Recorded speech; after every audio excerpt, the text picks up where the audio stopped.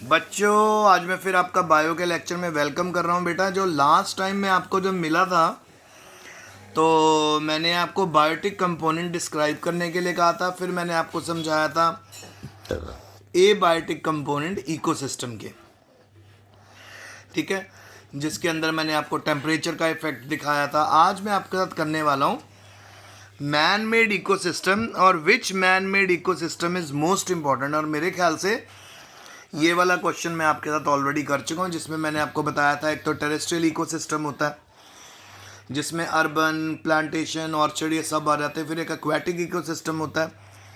तो जो man made aquatic ecosystem है उसमें डैम्स आ जाते हैं, रिजर्वायर आ जाती हैं, लेक्स आ जाती हैं, कैनाल्स आ जाते हैं, ठीक है, और एक्वेरियम भी आ जाते हैं। जो सबसे इम्पॉर्टेंट मैन मेड इकोसिस्टम है ना बेटा, वो क्रॉप लैंड है, जिसको हम एग्रो इकोसिस्टम भी बोलते हैं। फिर एग्रो इकोसिस्टम क्या है? एग्रो इकोसिस्टम में पूरी की पूरी एंटायर ह्यूमन पॉपुलेशन इसके ऊपर डिपेंड करती है, क्योंकि आपको पता है बेटा हमारा जो मेजर फूड है वो प्रोड्यूसर ही तो है। तो अगर प्लांटेशन ख़त्म हो जाएगी तो हम भी साथ ख़त्म हो जाएंगे, है ना। तो मैन ने बहुत बड़े वास्ट एरिया को कन्वर्ट कर दिया है, ठीक है, फॉरेस्ट के और ग्रासलैंड के एरिया को कन्वर्ट कर दिया है क्रॉप लैंड्स के अंदर to cope up with increasing population. जैसे जैसे पॉपुलेशन बढ़ती जा रही है बेटा, रिक्वायरमेंट भी बढ़ती जा रही है ना, तो मैन ने मॉडिफाई किया इकोसिस्टम को अकॉर्डिंग टू अपनी नीड्स के लिए। जो उसकी अकॉर्डिंग से उसकी नीड है, जो जो उसकी रिक्वायरमेंट है, उसके अकॉर्डिंगली उसने इकोसिस्टम को मॉडिफाई कर दिया।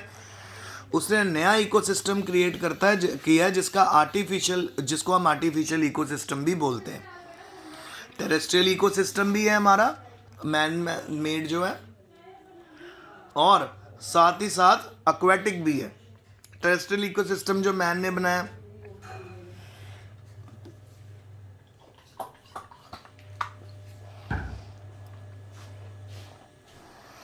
जो टेरेस्ट्रियल इकोसिस्टम है उसमें बेटा अर्बन सेटलमेंट्स आ जाती हैं, प्लांटेशन आ जाते हैं, ऑर्चर्ड, गार्डन, पार्क्स, क्रॉपलैंड्स, ये सब उसके अंदर आ जाते हैं, ठीक है। और फिर है बेटा एक्वेटिक इकोसिस्टम। मैंने अभी आपको बता दिया, इसके अंदर सारे डैम, जैसे भाखड़ा नंगल डैम है उसका भी हम इस्तेमाल कर रहे हैं इलेक्ट्रिसिटी जनरेट करने के लिए, रिजर्वायर। तो आजकल बेटा लोगों में बहुत ज़्यादा अवेयरनेस आ कि जब भी बारिश पड़ती है तो वो क्या करते हैं, बारिश पड़ते ही वो सबसे पहले वो लोग क्या करते हैं बेटा, उस बारिश के पानी को हम हार्वेस्टिंग कर देते हैं, रेन वाटर हार्वेस्टिंग जिसको बोलते हैं। उस वाटर को हम सेव कर लेते हैं, रख दी, हाँ, सेव कर देते हैं। और जब हम उसको सेव कर लेते हैं तो उस वाटर को अलग अलग कामों के लिए हम इस्तेमाल भी कर सकते हैं। सो रिजर्वायर उसके अंदर आ गई, लेक्स, कैनाल, एक्वेरियम। सबके घरों में आपको पता, कई लोगों को शौक होता है तो वो अपने घरों में एक्वेरियम बना लेते हैं, पर एक्चुअल में जो एक्वेरियम होता है उसमें हम फिशेस को पालते हैं, बिल्कुल जैसे हम खेती करते हैं ना उस तरह से, ठीक है। इसके बारे में और अच्छे से स्टडी करेंगे आने वाले लेक्चर्स में। फिर एग्रो इकोसिस्टम जो मैंने आपको बताया था कि हमारी जो पूरी एंटायर पॉपुलेशन है वो एग्रो इकोसिस्टम के ऊपर बहुत अच्छे से डिपेंड करती है, क्योंकि मैन ने क्या कर दिया है, उसने बहुत बड़े एरिया, फॉरेस्ट के बहुत बड़े एरिया और ग्रास लैंड को कन्वर्ट कर दिया है जी क्रॉप लैंड के अंदर, ठीक है। तो क्योंकि जैसे जैसे पॉपुलेशन बढ़ती गई तो फूड की रिक्वायरमेंट भी बढ़ती गई ना बेटा, तो फूड की रिक्वायरमेंट के लिए इसको किस में कन्वर्ट कर दिया गया, ग्रास लैंड इकोसिस्टम में कन्वर्ट कर दिया गया। फिर उसके बाद आप नोटिस कर सकते हो एग्रो इकोसिस्टम के कैरेक्टरिस्टिक्स क्या क्या हैं, ज़रा ये देख लीजिए। तो जो फॉरेस्ट है, ठीक है, ग्रास लैंड है जिसको क्रॉप लैंड में हमने कन्वर्ट कर दिया, उस एग्रो इकोसिस्टम के क्या क्या कैरेक्टरिस्टिक्स होंगे। तो सबसे पहला है जी रेगुलेटेड। रेगुलेटेड का मतलब उसकी साइकिलिंग होती रहे, उसको रिसाइकल करते रहे, उसको क्रिएट किया गया है, ठीक है। उसके अंदर हम फेड भी कर सकते हैं। फेड का मतलब प्लांट्स को हम ना अमाउंट इंक्रीज भी कर सकते हैं और डिक्रीज भी कर सकते हैं डिपेंडिंग अपॉन मॉइस्चर, ह्यूमिडिटी। फिर protected and improved bye humans. हम लोगों ने मिलके इस पूरे सिस्टम को प्रोटेक्ट भी किया, इम्प्रूव कैसे किया, कितना ज़्यादा बायोटेक्नोलॉजी आप पीछे कर आए हो। बीटी कॉटन आपको करवाया था, वो आप लोग पीछे कर आए हो, है ना। सो बीटी कॉटन हो गया, बायोटेक्नोलॉजी हो गया।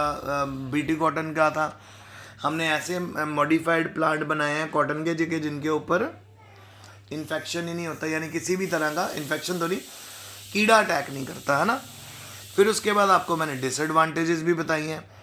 तो एग्रो इकोसिस्टम की डिसएडवांटेज क्या है? एक तो जी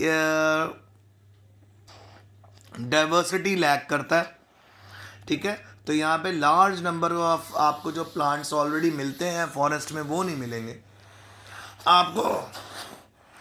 यहाँ पे वही प्लांट बेटा मिलेंगे जिन प्लांट्स की हमें रिक्वायरमेंट होती है। तो यहाँ पर डाइवर्सिटी थोड़ी कम हो जाती है नेचुरल इकोसिस्टम की, और ये नेचुरल इकोसिस्टम थोड़ा सा वनरेबल भी होता है तो सडन क्लाइमेटिक चेंज। कैसे? अब जैसे फॉरेस्ट में तो मल्टीपल वैरायटीज़ हैं, प्लांट्स की कितनी वैरायटीज़ हैं, एनिमल्स की कितनी वैरायटी है जो अलग अलग टेम्परेचर रेंज में सरवाइव कर सकती हैं। पर यहाँ पे क्या चक्कर हो गया, क्योंकि हमने कुछ एक वैरायटीज़ को ही हम ग्रो कर रहे हैं जिनसे हमें ज़्यादा फ़ायदा है, तो वो क्लाइमेट डिपेंडेंट है। रबी और kharif crop, winter crop, summer crop. तो बेटा अगर क्लाइमेट में कोई अब्रप्ट चेंज आ जाता है, यानी फॉर एग्ज़ाम्पल अगर जिस मौसम में हमें बारिश की बिल्कुल नीड नहीं है और अगर वहाँ पे बारिश हो जाए तो पूरी पूरी फसल ख़राब हो जाती है ना। तो ये आप कह सकते हो वल्नरेबल है, ये हमारा एग्रो इकोसिस्टम। वल्नरेबल का मतलब इसको बहुत ज़्यादा ये एक तरह से कह सकते हो रिस्की है। तो अगर क्लाइमेट में कोई चेंज आता है, बारिश आ जाती है यूजली, उस समय जब बारिश की रिक्वायरमेंट नहीं है तो कितनी फसलें ख़राब हो जाती हैं ना। फिर ड्रॉट आ जाता है, और अगर पेस्ट और डिजीज़ हैं वो भी एंटायर क्रॉप को डिस्ट्रॉय कर सकते हैं। तो रिस्क फैक्टर तो लगा ही रहता है। पर क्योंकि हमारी एवोल्यूशन ने इतनी अच्छी ग्रोथ दिखाई है, इतना ज़्यादा, सॉरी एवोल्यूशन नहीं, बायोटेक ने और नई नई एग्रो टेक्नोलॉजी से इतनी अच्छी ग्रोथ दिखाई है कि अब हम डिजीज़ फ्री प्लांट बना रहे हैं, क्योंकि बायोटेक भी कंबाइन हो गई है ना अब एग्रो के बिजनेस के साथ, ठीक है। फिर उसके बाद आ गया बेटा नेक्स्ट क्वेश्चन आपका, एबायोटिक और बायोटिक कंपोनेंट में डिफरेंस। बायोटिक, एबायोटिक होते हैं नॉन लिविंग कंपोनेंट, बायोटिक होते हैं लिविंग। है तो बहुत छोटी क्लासेस से आप करते आ रहे हो क्वेश्चन। फिर एबायोटिक कंपोनेंट में इनऑर्गेनिक सब्सटेंसेस होते हैं जैसे कार्बन डाइऑक्साइड, वाटर, और ऑर्गेनिक कंपाउंड और क्लाइमेटिक फैक्टर्स भी होते हैं, ठीक है। दूसरी तरफ बायोटिक कंपोनेंट में हमेशा प्रोड्यूसर्स होते हैं जो प्लांट्स होते हैं, कंज्यूमर्स जो एनिमल्स होते हैं, डीकम्पोजर जो बैक्टीरिया और फंगाई जिनमें लाइफ होती है। Last point, abiotic component provide raw material and energy to the producer and habitat to all organism.